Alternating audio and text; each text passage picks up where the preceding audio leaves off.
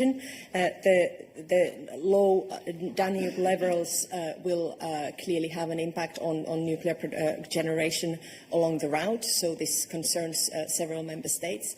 The European Network of Transmission System Operators, the ENTSO-E, has mobilized and is in close contact now with all the national authorities in the impacted countries. And for us, as regards the Commission, we are obviously ready to convene a electricity coordination group as soon as there's a need for that. And for that need to emerge, obviously we want to first have a full picture and visibility of what is happening in the impacted countries, whether there is indeed a need to have such a meeting. We are ready to call it ad hoc as soon as the situation would warrant.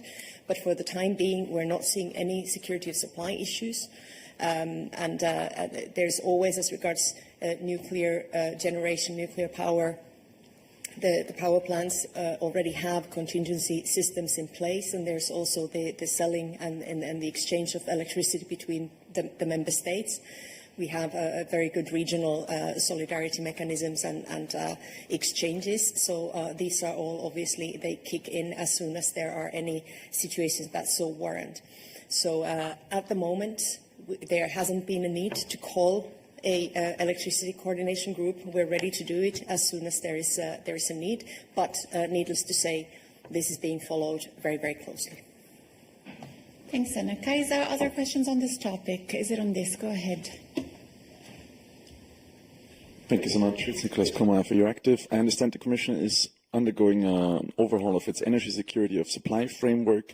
Is the Commission now preparing to add nuclear to its framework, given the unreliability of nuclear power plants each summer?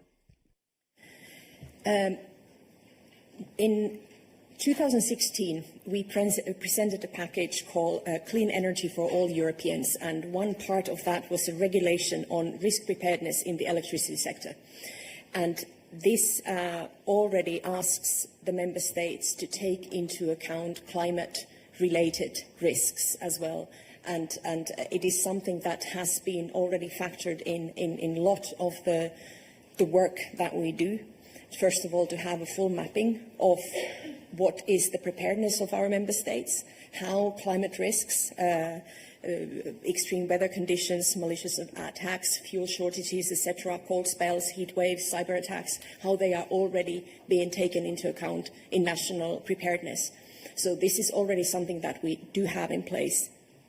And then, obviously, the drying of Danube, or the phenomena we're seeing this summer, has an impact on maritime transport as well. So that is also, since 21, we have in place already guidance on climate proofing of infrastructure.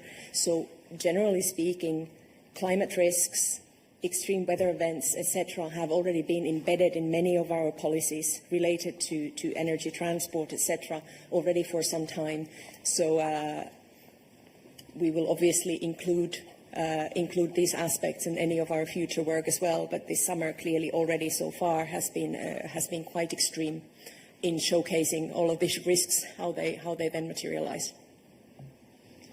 You have a follow-up? Yes, thank you so much. It's also to you, I believe, because the President in the past described nuclear as reliable and the source of secure, homegrown EU electricity, I believe. Is that a statement that you stand by, given the fact that one country has just overnight lost almost half of its generation capacity? How reliable is it really in that context? Of course, we stand by that statement. It is about the safety and the security of nuclear. That is one, and then together with that comes the fact that it is homegrown, it is clean, and as I was saying, we have had on the radar already all the possible risks that have to be factored in national planning, and climate risk, because what we are seeing here is not a risk that nuclear would be unreliable or unsafe or anything else. This is basically, it is extreme climate events, extreme weather events now having an impact on reaction capacity, on production capacity. But even now, member states are able to shut down, to lower capacity without immediate security of supply issues. And we have regional frameworks in place where member states can then, a neighbouring country can sell and transmit electricity and energy as needed. So I would not make this somehow to say that nuclear energy is unreliable or unsafe in any way. But what this clearly shows is that that climate events and extreme weather events have to be taken into account in any national risk assessment planning, which is already taking place. Thanks, Anna-Kajsa. Other questions for Anna-Kajsa, since she's here with me? Yes? Tatiana Vysotska, European Pravda, Ukraine. Talking about the risk assessment, Hungary is still getting Russian oil via Ukraine, Hungary and Slovakia via Druzhba pipeline. It's a big risk because every day Russia is intensifying the attacks on energy infrastructure of Ukraine, and every day this pipeline may be ruined. How the EU is assessing this problem, for this potential problem and potential risk for Hungary and Slovakia, and when finally the EU is going to present the Repower EU, which will ban Russian oil to Europe for forever. Thank you. These two issues very much connected. So, first of all, our goal is to ban all Russian energy from the European market, and we are well on the way on making this strategy to come to conclusion, to successful conclusion. Russian oil is sanctioned, with the exception of Hungary and Slovakia, and therefore, for the reasons that they have identified when the when the exemption was negotiated for them, they have the permission and they are allowed to import Russian oil. But of course, we work closely with both Hungary and Slovakia to help them diversify and to help them move away from Russian oil. But for the time being, they have the possibility to do this. And we are also at the same time in parallel working on the proposal to ban Russian oil from the EU, and this is coming in due course. Thanks, Anna-Kajsa. Other questions for Anna-Kajsa? I have one from remote. Claudia, is it for Anna-Kajsa?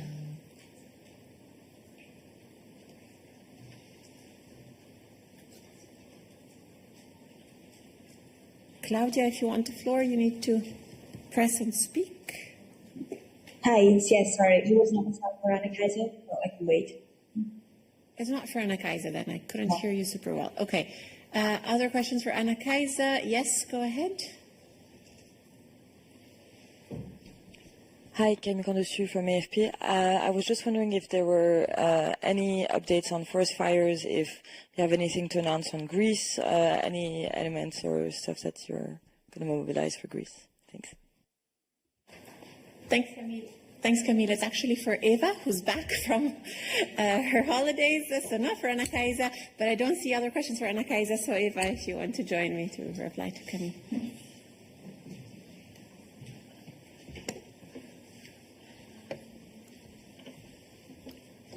Good afternoon, everybody. I missed you all.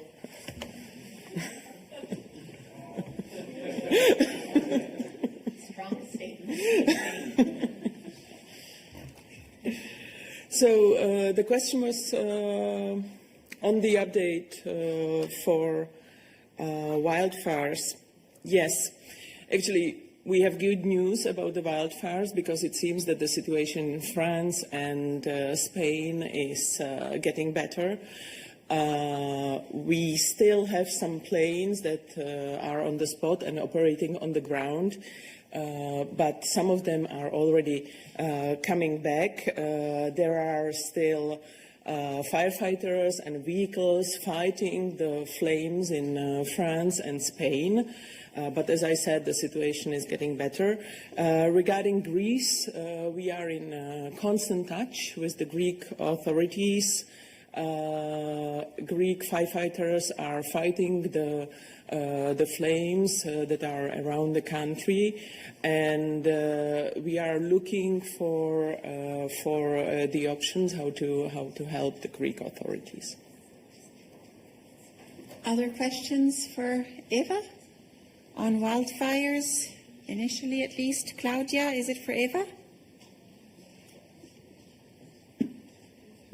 Hi, yes, with wildfires, we have on health.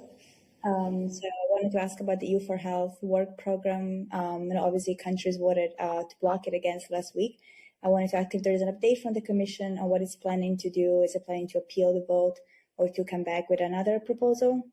And maybe if you can give us a bit of insight on how the hold-up and the delay of the approval of the work program is affecting the standard work, implementations of programs, or putting out of calls for proposals, tenders.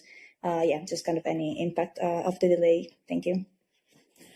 Thank you, Claudia, for the question. Unfortunately, at this stage, I cannot tell you much because we are now looking for the way how to go about it, how to go forward. We have, as you know, presented the EU for Health work program already on the 22nd of July to member states. This work program supports, obviously, our priorities. And unfortunately, and we regret that the program didn't get the support in the program committee meeting. So now we need to reflect what is the way forward, how to do about it. In every case, we will do everything possible to disburse this money. Thanks, Eva. Other questions for Eva? Claudia, you have a follow-up.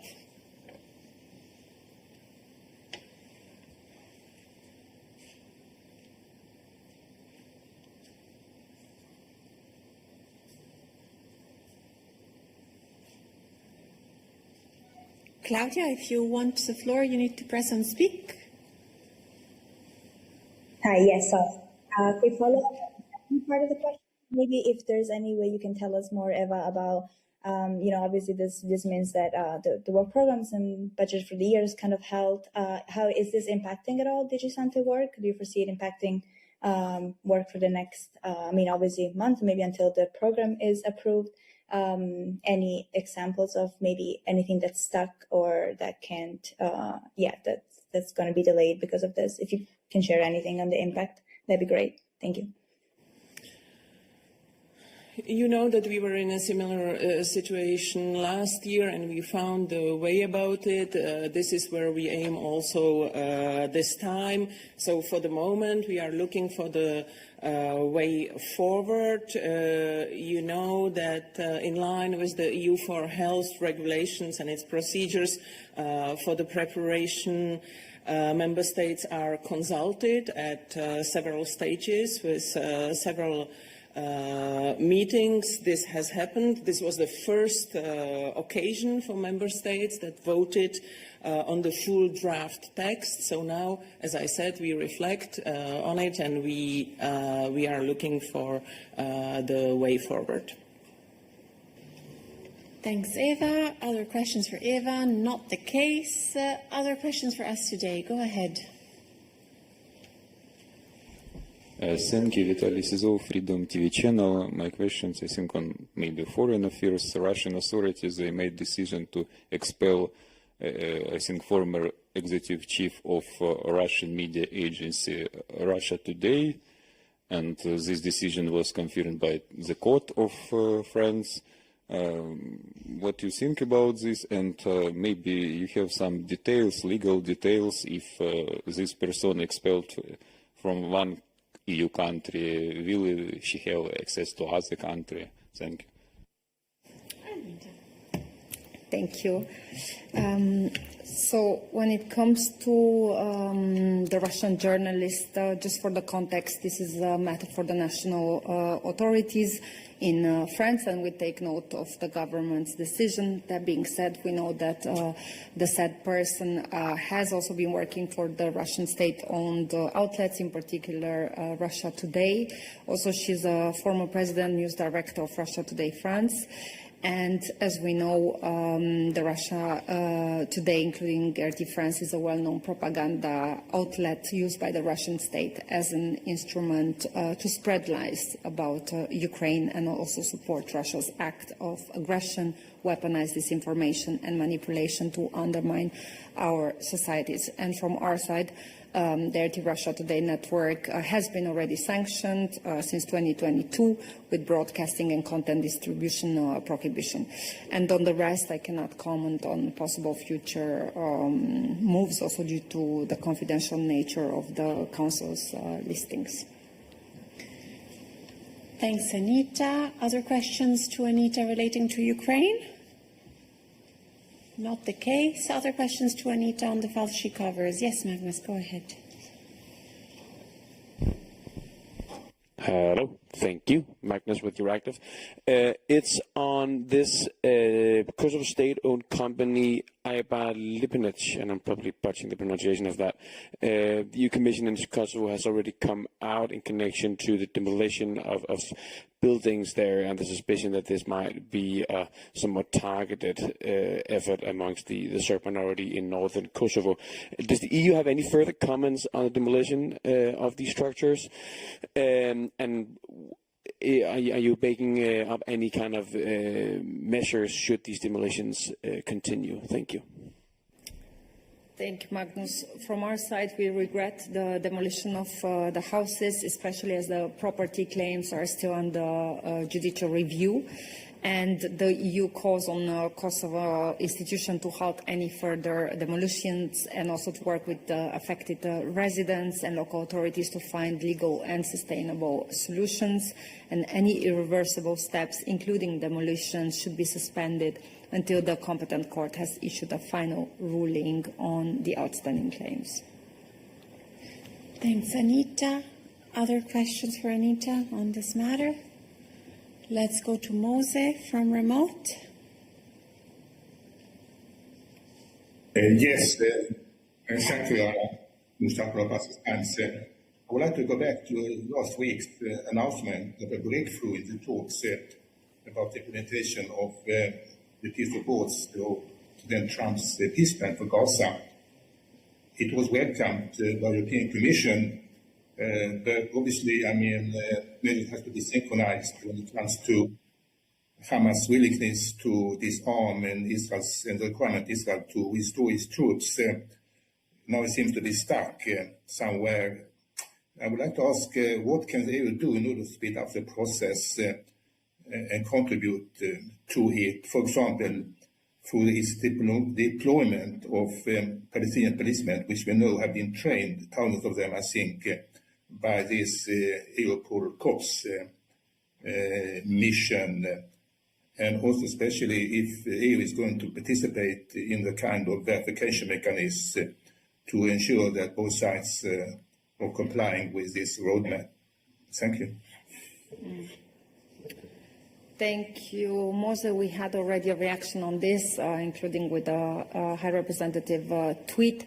So our reaction is that the plan to disarm Hamas, if fully implemented, would be a constructive approach towards peace, and we have already welcomed this peace deal brokered by the US with the full support of Egypt, Qatar, and Turkey, and also Nikolai Mladenov on our side. A lot needs still, however, to be done for this to work, and also success, as we know, depends on the full commitment of all parties.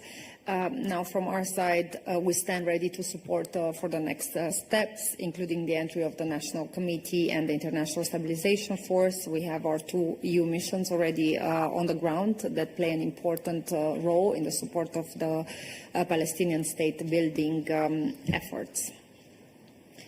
Thanks, Anita. Other questions for Anita? Not the case. Thanks. Other questions for us today on other topics? Not as far as I can see. I need to tell you that I think we will need to postpone the Commissioner press conference, so the press conference of Commissioner Brunner, to probably around 2 o'clock because the VTC is still ongoing. So we were expecting it to end earlier.